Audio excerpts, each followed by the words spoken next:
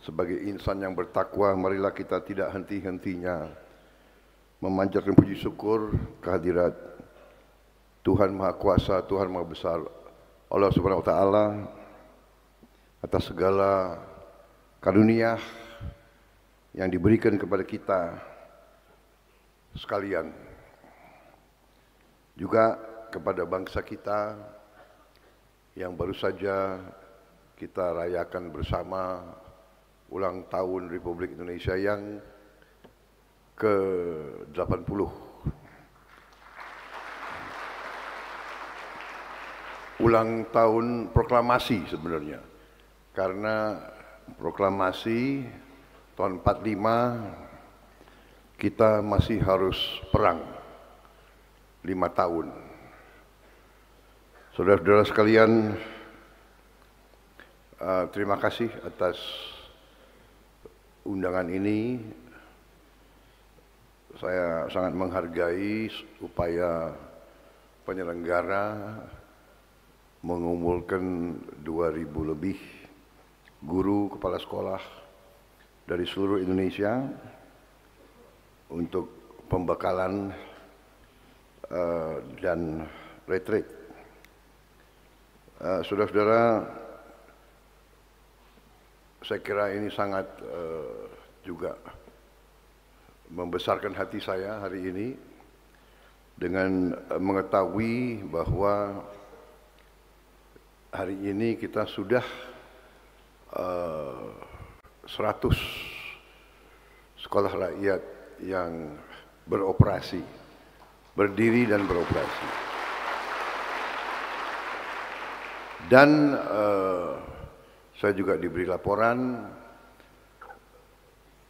bulan September ini sudah akan tambah beroperasi 65 sekolah lagi.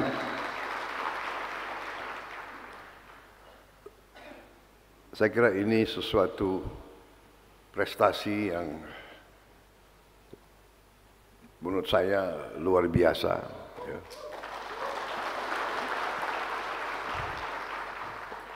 Jadi saudara-saudara sekalian, memang cita-cita pendiri-pendiri bangsa kita mendirikan sebuah negara merdeka adalah untuk sebagai bangsa kita ingin menjadi bangsa, menjadi rakyat yang merdeka. Apa pengertian merdeka? Tentunya merdeka itu adalah bebas dari penjajahan, bebas dari dikuasai oleh orang lain. Penjajahan artinya nasib kita, nasib rakyat kita adalah dikuasai oleh bangsa lain. Kenapa mereka menjajah kita? Mereka menjajah kita, tolong slide-nya nanti saja. Slide-nya nanti saja ya. Kenapa mereka menjajah kita? Mereka menjajah kita karena mereka ingin mereka yang hidup sejahtera. Mereka mengambil kekayaan kita. Mereka mengambil harta kekayaan kita. Dan mereka memakai kita, nenek-nenek kita, mereka pakai sebagai budak yang bekerja atas perintah mereka. Bisa dikatakan kita menjadi kuli, kita menjadi katakanlah hewan tunggangan. Kita suruh bekerja. kita menjadi sapi perahan. Ini untuk generasi penerus, jangan sekali-sekali dilupakan bahwa kita merdeka karena ratusan tahun perjuangan fisik, perjuangan perang di Ponorogo, perang Padri, perang di Sulawesi, perang di mana-mana melawan penjajah, perang di Maluku, perang di Papua. Jangan sekali-sekali lupa itu, bahwa kita ratusan tahun diganggu, diinvasi, diadu domba, suku sama suku, agama sama agama,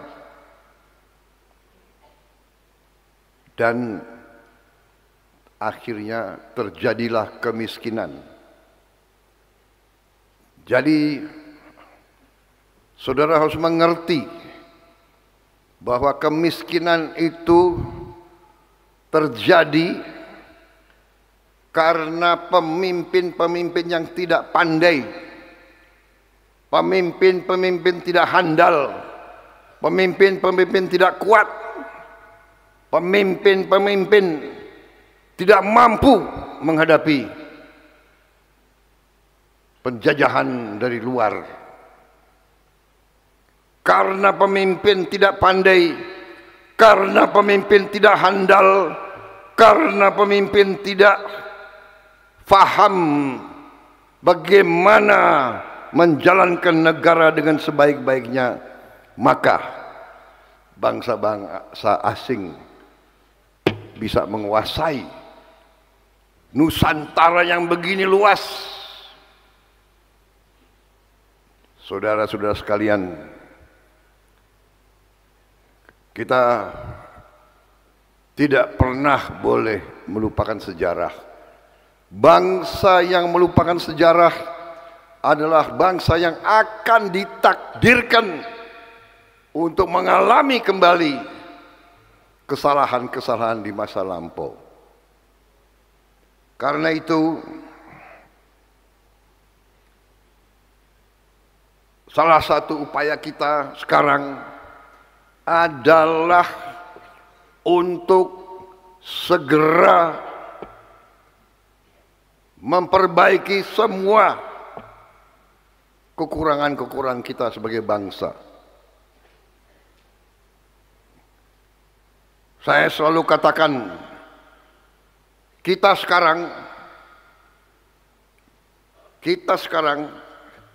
sebagai pemimpin-pemimpin, karena mereka yang terdidik, mereka yang mendapat karunia mengalami pendidikan, ini pemimpin.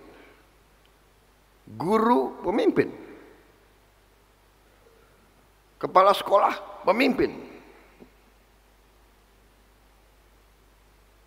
Kita apalagi? Para menteri, para wakil rakyat, para profesor adalah pemimpin. Dan kalau pemimpin, saya katakan, kalau pemimpin tidak cakap, pemimpin tidak kuat. Kuat apa? Kuat otak, tapi kuat hati, kuat iman, kuat semangat. Karena itu sekarang kita dalam keadaan, dalam upaya besar bersama-sama semua elemen, semua kekuatan, bangsa ini harus bersatu. Semua pemimpin harus kerjasama. Tidak boleh diadu domba lagi. Tidak boleh menjadi pemimpin yang berhati kecil, yang berhati kerdil. Kita bersatu untuk kita bersama-sama menjaga dan mengelola kekayaan kita, sehingga kita perbaiki kelemahan-kelemahan kita perbaiki kekurangan-kekurangan kita mengatasi penyakit-penyakit masyarakat, penyakit-penyakit yang ada di tubuh kita, supaya kita kembali dan kita menjadi negara yang berhasil. Negara itu banyak, 200 lebih negara di dunia ini, dan negara itu tergolong dalam beberapa golongan. Ada negara yang sukses, berhasil, ada negara yang biasa-biasa, dan ada negara yang gagal. Kita tidak boleh jadi negara gagal. Kita harus menjadi negara yang berhasil. Negara yang sungguh-sungguh merdeka. Artinya merdeka dari kemiskinan, merdeka dari kelaparan, merdeka dari penderitaan. Dan itu bisa kita capai, dan itu insya Allah akan kita capai bersama-sama, saudara-saudara.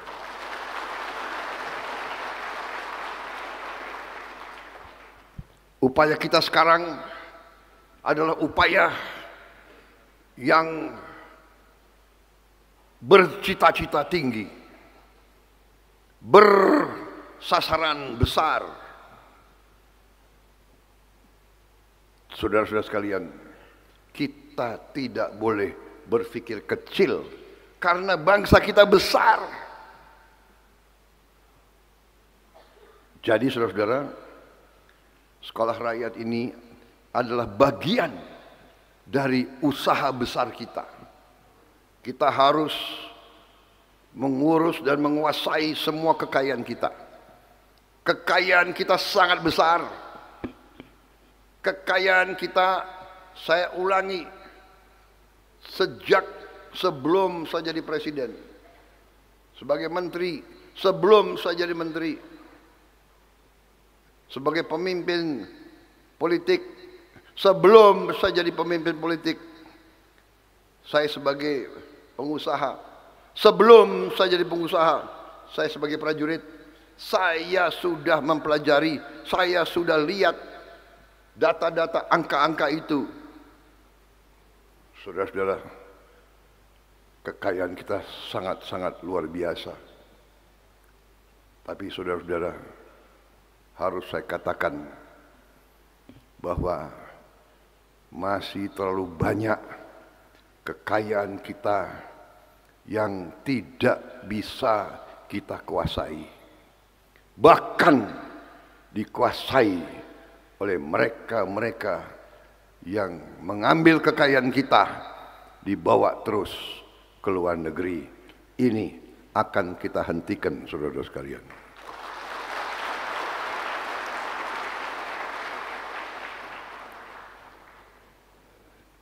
Dalam beberapa langkah strategis yang kita akan ambil, di antaranya adalah pendidikan. Tidak bisa kita tunggu. Tidak bisa kita katakan, ya kita mulai aja dulu dengan 10 sekolah. Nanti kalau 10 sekolah berhasil, kita tambah lagi 30 sekolah. Maaf, dunia tidak seperti itu. Dunia sekarang berlomba-lomba. Dunia tetangga-tetangga kita berlomba-lomba. Kita tidak punya banyak waktu. Karena itu, salah satu upaya kita memperbaiki pendidikan kita. Tidak hanya di 1, 2, 3 bidang, Semua sekolah dasar harus kita perbaiki. Semua sekolah menengah harus kita perbaiki. Semua sekolah vokasi harus kita perbaiki. Semua perguruan tinggi harus kita perbaiki. Kita salah satu negara di dunia yang anggaran pendidikannya terbesar.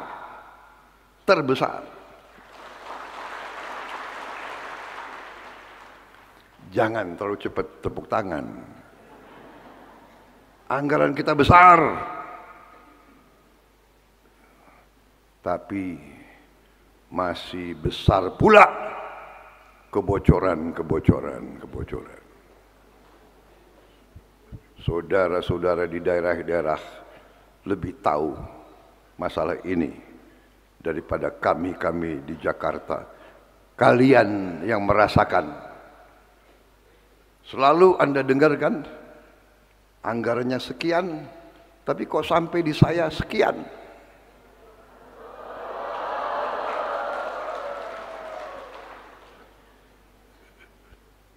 Hangusnya di mana? Menghilangnya di mana? Saudara-saudara, ini harus kita perbaiki.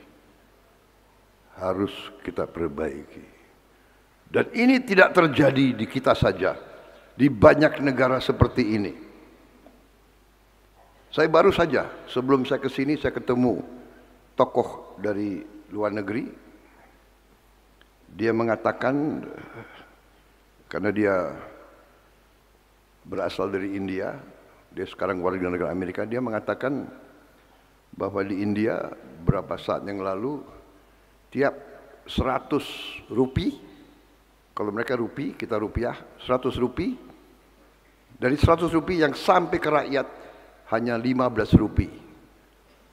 Ini kata pemimpin-pemimpin India sendiri. Sekarang sudah membaik. Mereka dari 100 sudah sampai 60. Di Indonesia ini banyak wartawan ya di sini.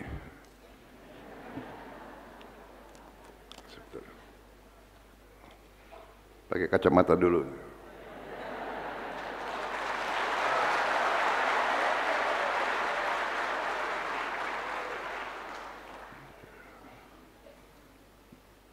Enggak apa-apalah banyak wartawan. Karena saya sekarang bekerja, saya berpikir, bekerja, mengambil keputusan hanya untuk kepentingan rakyat saya.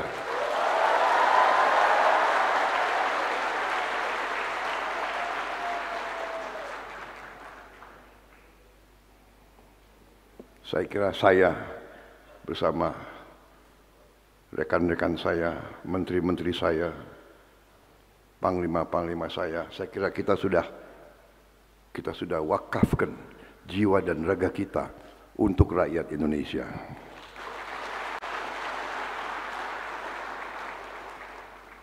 Jadi saudara-saudara,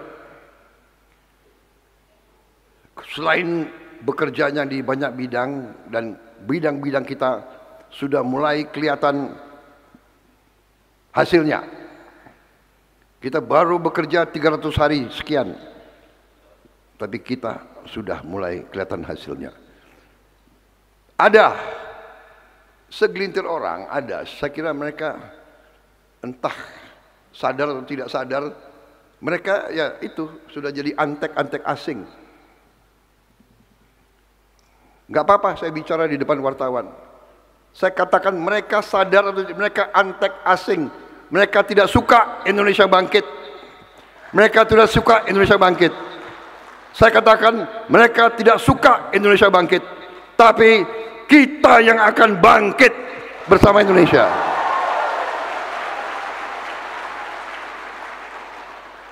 Biar anjing menggonggong, kafilah tetap akan terus. Kita berada di atas jalan yang benar. Percaya sama saya, kita berada di atas jalan yang benar. Kita akan menuju kebangkitan bangsa Indonesia, karena kita akan kuasai kembali kekayaan bangsa Indonesia untuk rakyat Indonesia. Tapi saudara-saudara, kalau kita sudah kuasai kekayaan kita perlu tenaga-tenaga, awak-awak, anak-anak muda yang bisa mengelola kekayaan itu. Kita sudah kuasai, kita tidak ngerti gimana menjalankan itu. Karena itu pendidikan sangat-sangat penting.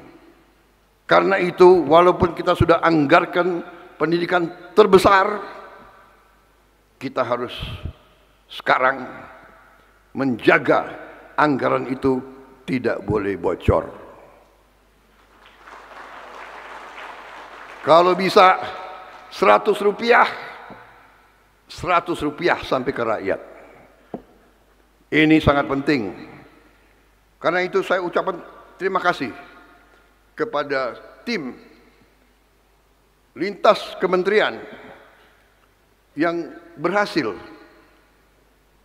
merencanakan, mendirikan, dan mengoperasikan sekolah rakyat sampai hari ini 100 sekolah. Terus terang aja, ini di luar harapan saya. Saya memberi petunjuk gagasan ini bulan Februari. Kalau tidak salah, Menteri. Benar ya, Menteri. Bulan Februari.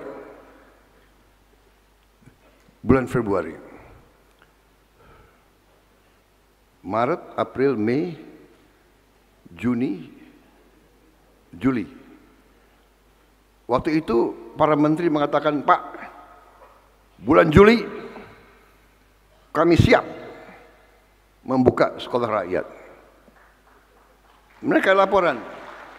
Saya bilang, tanya mereka, sudahlah, jangan dipaksakan. Saya mengerti bagaimana sulitnya merencanakan sesuatu yang baru. Anda harus merencanakan, Anda harus cari tanah, Anda harus cari sekolahnya, gedungnya, Anda apalagi harus cari guru-gurunya, kepala sekolahnya. Ini bukan pekerjaan yang gampang, saya paham itu. Karena itu saya katakan jangan dipaksa. Tidak Pak, bulan Juli adalah buka tahun pendidikan yang baru. Tapi kalau tidak salah saya kata, sudah. Kalau perlu semua siap tahun pendidikan 2026. Benar? Hitungan saya mencari tanah ini baru siap kurang lebih Oktober November. Buka saja dulu, nanti resminya Juli tahun 2026. Tapi inilah Kabinet Merah Putih ini rupanya begitu dapat tugas. Ya itu tadi, tidak ada hari Minggu, tidak ada hari libur, tidak ada jam kerja, semua bekerja. Sampai saya dikagetkan, Pak, bulan akhir Juli kami siap 100 sekolah.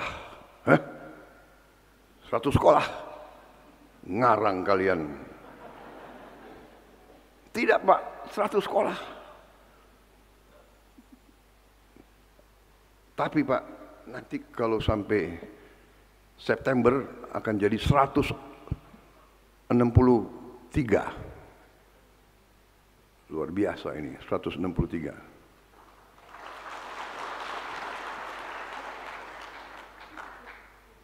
Saudara-saudara sekalian, karena itu saya harus ucapkan terima kasih sekali lagi kepada para menteri, Menko, semuanya yang bekerja keras, saling membantu supaya bisa berdiri 163 sekolah rakyat. Saya masuk keluar dari mobil, saya kaget ada marching band pakai seragam gagah-gagah begini. Kaget lagi saya lihat menteri-menteri pakaian ini komponen cadangan semua ini.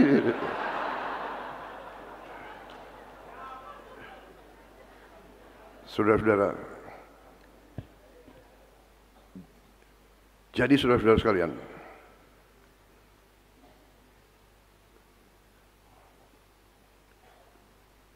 terima kasih para pimpinan, para menteri, kalian telah bekerja dengan di luar perkiraan saya.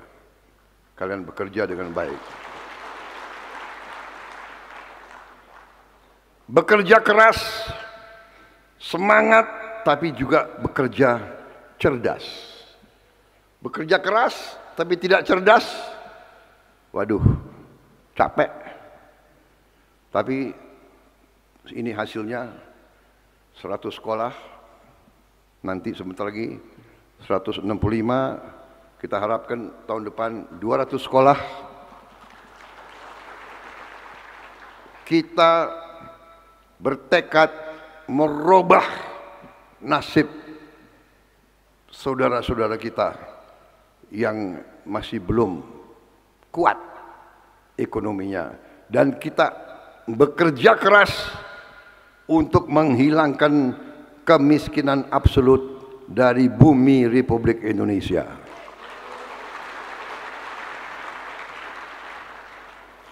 Ada yang mengatakan, Prabowo hanya bisa pidato saja, ya kan?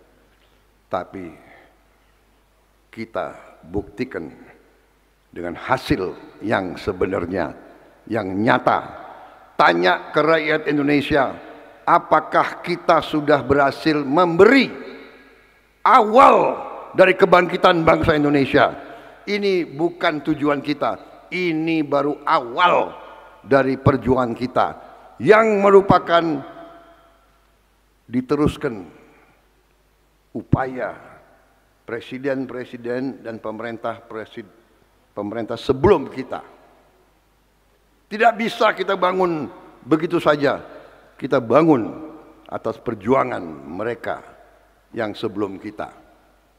Tapi kita buktikan yang tidak pernah diduga. Hari ini 100 sekolah sudah berdiri, sudah beroperasi, sudah kelihatan gagah-gagah semua ini.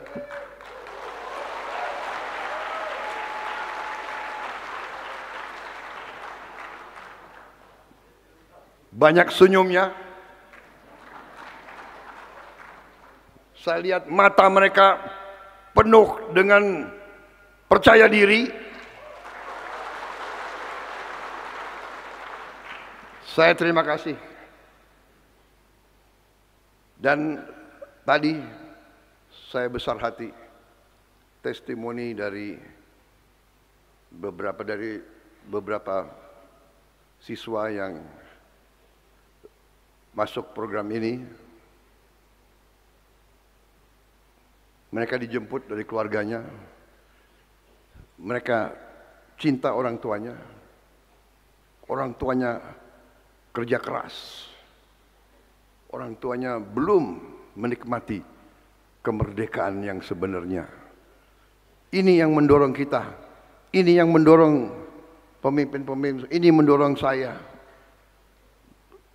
Kita harus mewujudkan kemerdekaan untuk seluruh rakyat kita. Saudara-saudara sekalian. Tapi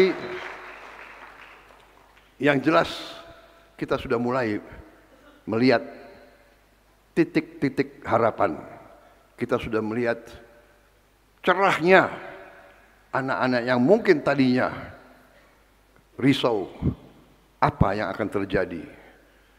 Saudara-saudara sekalian,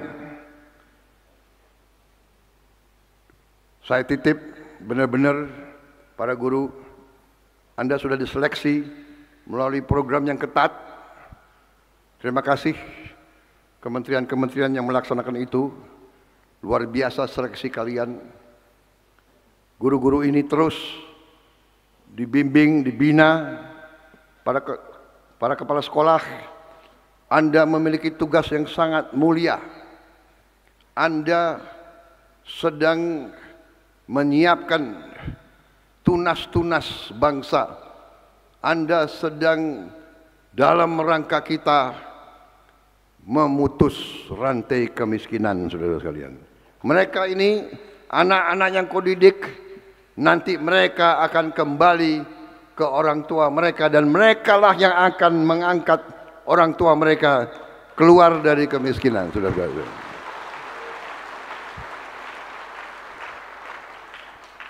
Kita selalu harus optimis.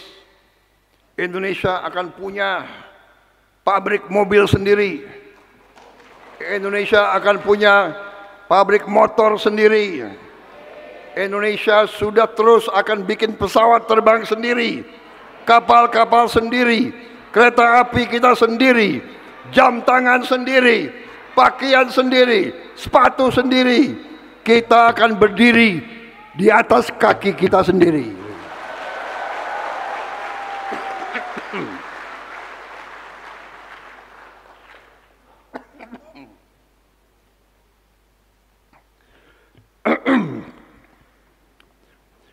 Batuk karena semangat.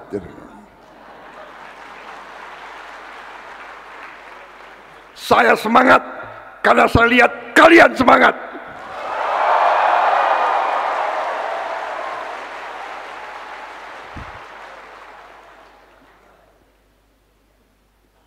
Kalian tebak usia saya berapa?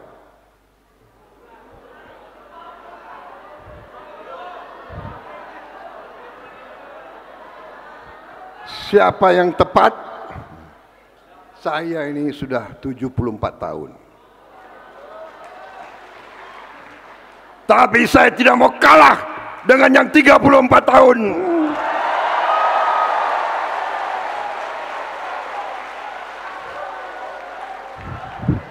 Kalau kalian semangat, saya lebih semangat.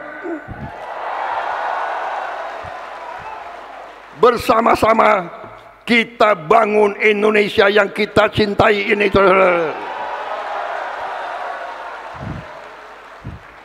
Seluruh rakyat harus menikmati kemerdekaan. Tidak segelintir orang saja, saudara-saudara sekalian.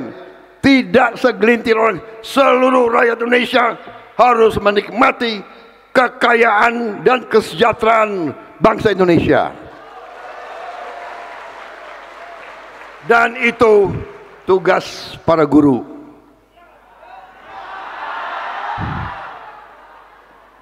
Bina anak didikmu. Didik mereka dengan baik. Beri harapan kepada mereka. Bantu mereka. Buat mereka gembira. Jangan buat mereka pesimis. Buat mereka gembira.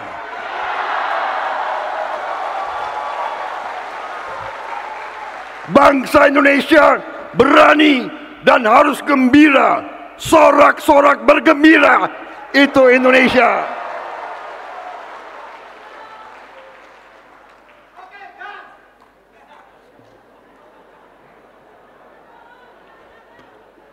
Cukup ya?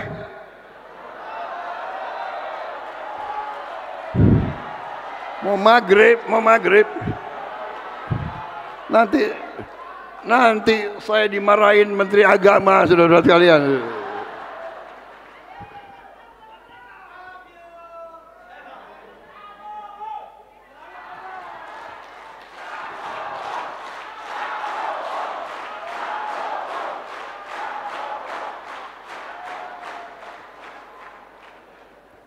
Menteri Agama 5 menit masih bisa. Aku presiden, tapi kalau urusan agama, waduh, aku tunduk juga sama Menteri Agama ini. Kita harus tahu mana wewenang kita, mana yang kita kurang berkuasa. Saudara-saudara, saudara-saudara sekalian, jadi saya terima kasih kepada semua menteri, ya, yang tidak saya sebut satu-satu, tapi semuanya saya tahu berperanan, Mendagri, Menko, ya, Pan RB. Kalau Pan RB menentukan atau tidak? Menentukan atau tidak? Jangan macam-macam sama Menteri Pan RB ini. Dia nggak tanda tangan, kalian nggak dapat apa-apa kalian itu. Iya, aku presiden, kalau beliau nggak mau tanda tangan, nggak jadi kalian semua itu.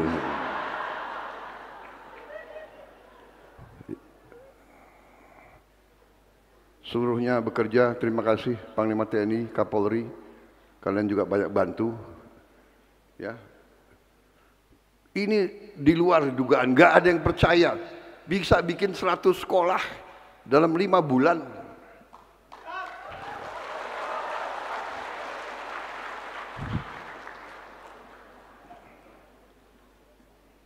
Tahun depan, insya Allah 200 sekolah. Dan seterusnya. Dan nanti tidak hanya itu, cita-cita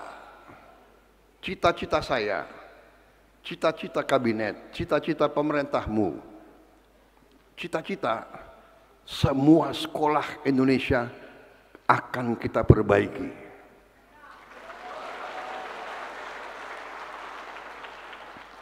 Selain sekolah rakyat, kita punya sekolah unggulan. Sasaran kita, cita-cita kita, tiap kabupaten 1 sekolah unggulan. Cita-cita. Nanti akan ada yang bisa, nanti akan ada yang bertanya. Ada. Apa bisa? Iya kan? Pasti. Apa bisa? Saya katakan bisa. Dan akan. Kalau Presiden Prabowo tidak mampu, akan ada presiden menggantikan yang mampu. Kita akan mencapai cita-cita kebangkitan bangsa Indonesia. Jangan pernah ragu. Jangan pernah ragu. Jangan pernah menyerah. Jangan pernah kecil hati, jangan pernah melecehkan pemimpin-pemimpin kita sendiri, jangan pernah menghina orang tua kita sendiri. Hei anak-anak, hormati orang tuamu, cintai orang tuamu, cium kaki ibumu.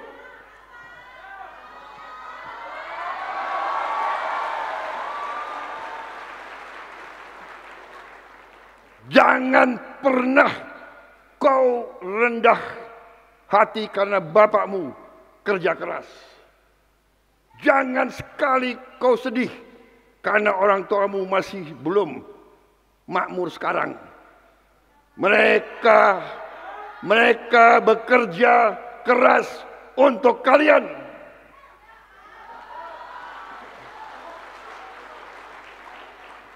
Hormati orang tuamu, cintai orang tuamu, hormati guru-gurumu. Wassalamualaikum warahmatullahi wabarakatuh.